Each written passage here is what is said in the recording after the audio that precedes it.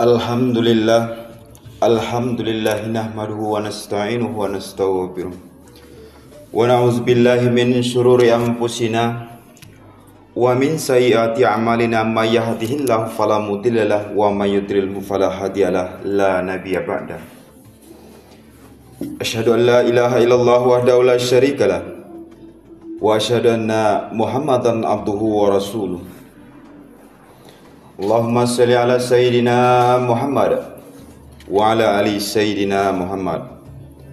Wa qala Allah Ta'ala fil Qur'anil Karim, ya ayyuhallazina anuttaqullaha haqqa tuqatih wa la tamutunna illa wa antum muslimun. Wa qala ya ayyuhallazina amanuttaqullaha wa qulu qawlan sadida yuslih lakum a'malakum wa yaghfir lakum dzunubakum wa may yuti'illahu wa rasulahu faqad faza fawzan 'azima. Amma ba'du. Segala puji bagi Allah Subhanahu wa taala, Tuhan yang telah menciptakan alam beserta isinya. Syukur kita sepantasnya selalu terucap karena banyak anugerah termasuk nikmat yang tak terhingga telah Allah Subhanahu wa taala berikan kepada kita semua selaku umatnya. Terutama nikmat iman, nikmat Islam, dan nikmat sehat, serta nikmat sempat, sehingga kita selaku muslim masih sempat melangkahkan kaki menuju masjid yang sangat kita cintai ini dalam rangka melaksanakan sholat Jumat secara berjamaah.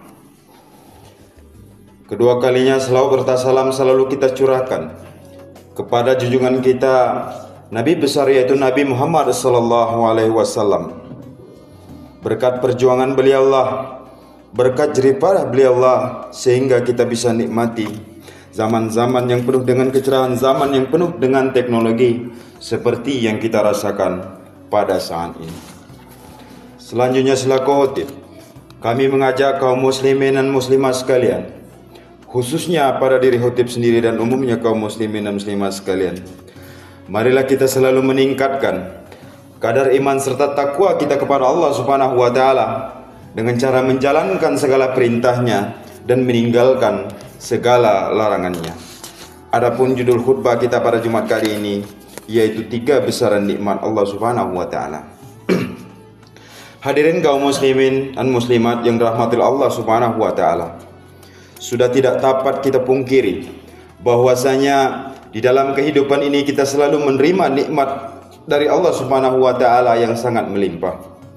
Karena saking banyaknya, tidak ada satu mesin pun atau teknologi pun, secanggih apapun teknologinya, yang mampu mencatat berapa nikmat Allah Subhanahu wa taala tersebut.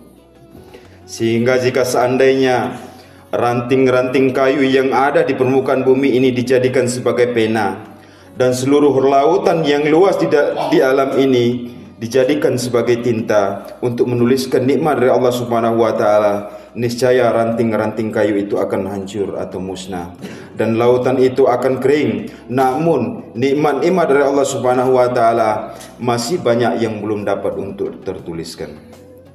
Dalam hubungan ini, maka wajarlah kiranya jika Allah Subhanahu wa taala menantang kita dan mempersilakan kepada kita, kalau memang kita mau dan kalau memang kita mampu untuk melakukan perhitungan terhadap nikmat-nikmat Allah Subhanahu wa taala tersebut.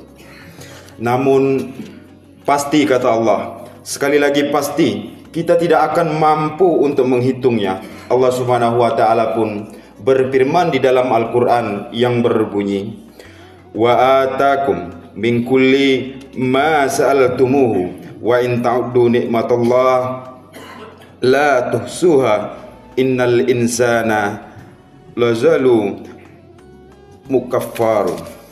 Dan jika sekiranya kamu ingin menghitung-hitung nikmat Allah Subhanahu wa taala, niscaya kamu tidak akan mampu untuk menghitungnya.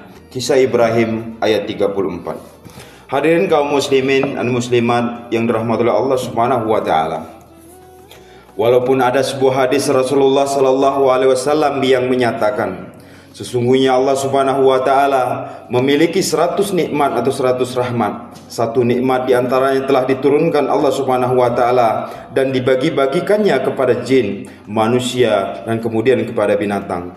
dengan nikmat yang satu tersebut, maka semua makhluk akan saling sayang menyayangi dan kasih mengasihi. Dengan nikmat yang satu itu pula lah seekor keledai liar mengasihi anaknya. Adapun nikmat rahmat yang lainnya 99 itu digunakan Allah Subhanahu wa taala untuk mengasihi hambanya di akhirat pada hari kiamat kelak.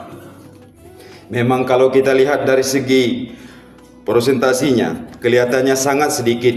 Dari 100 nikmat yang dimiliki oleh Allah Subhanahu wa taala, hanya satu nikmat yang diperuntukkannya bagi makhluk kita di dunia ini. Sementara yang 99 nikmat lainnya Allah persiapkan untuk makhluknya yang hidup nantinya di akhirat.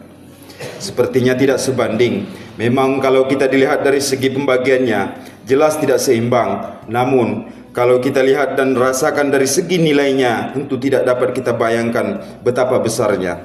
Walaupun nikmat yang diturunkan Allah Subhanahu wa taala ke dunia ini hanya 1% saja, akan tetapi bagi ukuran kita atau bagi ukuran duniawi sudah merupakan nikmat yang sangat banyak. Karena dari satu sumber nikmat inilah terpancar nikmat-nikmat lainnya yang beraneka ragam jenis dan macamnya dan sangat banyak jumlahnya, sehingga wajar jika tak seorang pun di antara kita yang mampu untuk menghitungnya.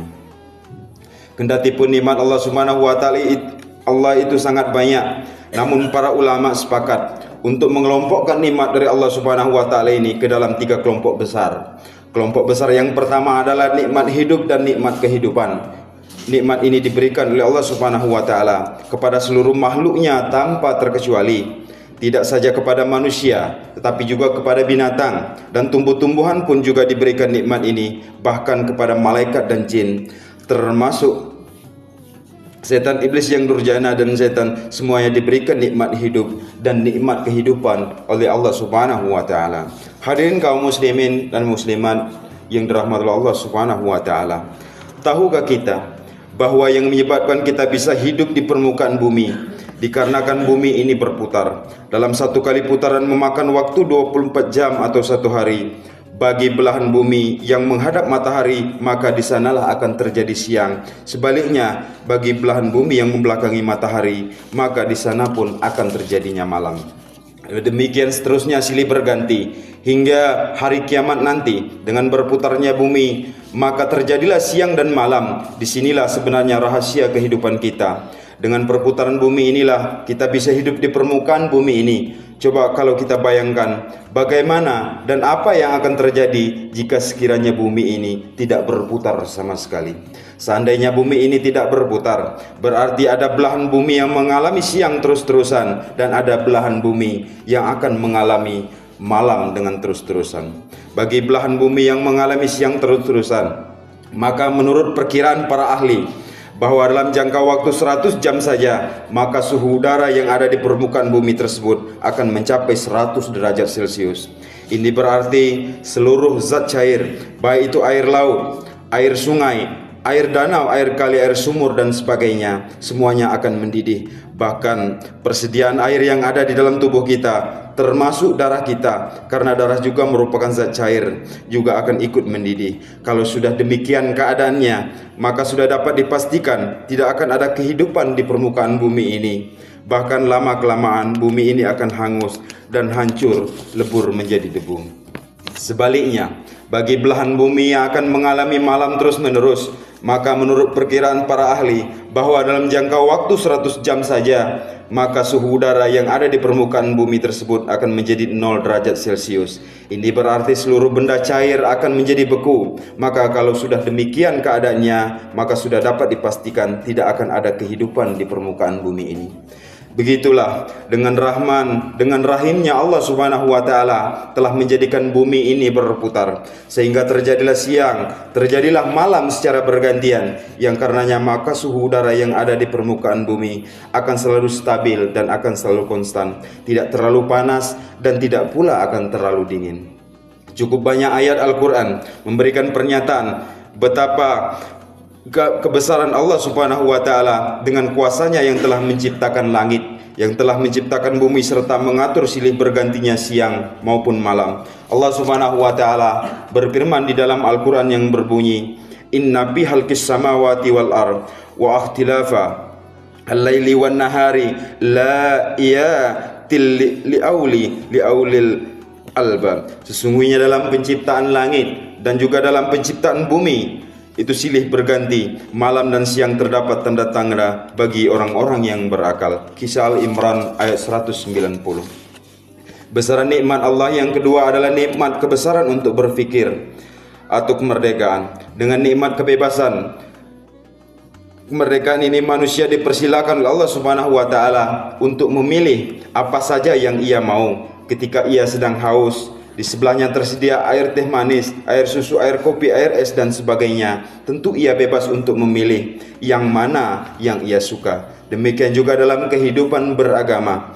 Allah dengan jelas dan tegas telah memberikan petunjuknya kepada kita selaku manusia melalui Al-Quran dan juga melalui sunnah, baik mengenai perintah atau kewajiban yang harus dijalankan maupun berbagai larangan yang harus dihindarkan. Namun Allah Subhanahu wa taala sama sekali tidak memaksa kita mau dilaksanakan kewajiban tersebut atau tidak, mau dilanggar ataupun mau dipatuhi larangan itu. Allah pun tidak peduli. Yang jelas Allah sudah memberikan garisan-garisannya yang tegas dan juga jelas, yang kesemuanya tentu ada resiko atau konsekuensinya. Demikianlah memang kebebasan untuk memilih selalu diiringi dengan penghargaan ataupun hukuman. Bagi yang rajin menjalankannya perintahnya dan selalu menjauhi larangannya, maka ia akan diberikan penghargaan oleh Allah Subhanahu wa taala berupa pahala dan berupa surganya. Sebaliknya, bagi yang malas menjalankan perintahnya dan tidak mengindahkan larangannya, maka ia akan diberikan berupa siksa neraka. Hadirin kaum muslimin muslimat yang dirahmati Allah Subhanahu wa taala. Besaran nikmat yang ketiga atau nikmat yang terakhir adalah nikmat hidayah atau nikmat iman, kemudian nikmat Islam. Berkaitan dengan nikmat ini, Allah Subhanahu wa taala pun berfirman di dalam Al-Qur'an yang berbunyi, sayaqulus sufaha minan nasi ma wallahum an qiblatihum allati kanu 'alaiha qulillahil masyriqul wal maghribu yahdi may yasha'u ila syiratim mustaqim. Orang-orang yang kurang akalnya di antara manusia akan berkata, apakah yang memalingkan mereka atau umat Islam dari kiblatnya yang dahulu mereka telah berkiblat kepadanya? Katakanlah, kepunyaan Allah. Allah lah timur dan barat. Dia memberi petunjuk kepada siapa yang ia kehendaki ke jalan yang lurus. Kisah Al-Baqarah ayat 142. Hidayah adalah mutlak milik Allah Subhanahu wa taala. Wewenang sepenuhnya ada di tangannya. Rasulullah sendiri tidak diberikan hak oleh Allah Subhanahu wa taala untuk memberikan hidayah kepada orang lain, sekalipun kepada keluarga, sahabat atau orang yang beliau cintai. Sebagai contoh, seperti Abu Talib paman Nabi sendiri. Beliau adalah orang yang sangat mencintai Rasulullah sallallahu alaihi wasallam. Beliau adalah orang yang sangat berjasa terhadap keberadaan Islam dan kaum muslimin di masa Rasulullah. Beliau adalah orang yang setiap saat akan menyaksikan betapa kemuliaan, betapa kejujuran, betapa keindahan budi pekerti Rasulullah sallallahu alaihi wasallam. Beliau adalah orang yang senantiasa menyaksikan betapa kebesaran mukjizat Rasulullah sallallahu alaihi wasallam. Namun apa yang hendak dikata, ternyata di akhir hayat beliau, paman Nabi yang bernama Abu Talib ini tidak sempat mengucapkan dua kalimat syahadat. Kenapa? Karena tidak mendapatkan hidayah dari Allah Subhanahu wa taala. Padahal sebelumnya Rasulullah sallallahu alaihi wasallam sudah berusaha sebisa-bisanya membujuk dan membimbing beliau, namun malah justru tidak dihiraukan oleh beliau. Melihat keadaan pamannya yang sedemikian ini, tidak dapat dielakkan lagi. Berlinanglah air mata beliau. Rasulullah benar-benar sedih hatinya, sehingga terucaplah permohonan sekaligus pengaduan beliau untuk meminta pertimbangan Allah Subhanahu wa taala terhadap keadaan pamannya tersebut. Namun justru pengaduan dari Rasulullah sallallahu alaihi wasallam tersebut mendapat teguran keras dari Allah Subhanahu wa taala. Karena itu Rasulullah sallallahu alaihi wasallam menyadari akan kelemahan dirinya di hadapan Allah Subhanahu wa taala. Beliau tidak bisa berbuat banyak tanpa izin Allah, tanpa kehendak Allah, dan Allah Maha Tahu serta Maha Bijaksana terhadap apa yang menjadi keputusannya. Kendati menurut kacamata manusia mungkin dirasa kurang adil. Beruntunglah kita pada saat ini karena telah ditakdirkan oleh Allah Subhanahu wa taala menjadi orang-orang yang dianugerahi nikmat, dianugerahi hidayah atau nikmat iman. dan juga nikmat Islam, sebab tidak semua orang dapat memperolehnya. Lagi pula Rasulullah sallallahu alaihi wasallam dalam sebuah hadis, beliau pernah berkata, kata beliau, sangat berbahagialah sekali orang yang pernah bertemu denganku kemudian ia beriman kepada Allah Subhanahu wa taala. Akan tetapi justru Nabi mengulanginya sampai 3 kali, kata beliau, lebih berbahagia lagi dan lebih berbahagia lagi, lebih berbahagia lagi orang yang tak pernah bertemu dengan aku namun ia beriman dan percaya kepada Allah Subhanahu wa taala. Demikianlah khutbah singkat kita pada Jumat kali ini. Mudah-mudahan bermanfaat untuk kita semua dan khususnya pada diri khotib sendiri. Aqulu qauli hadza wa astaghfirullahal azim li wa lakum fastaghfiruhu innahu huwal ghafurur rahim.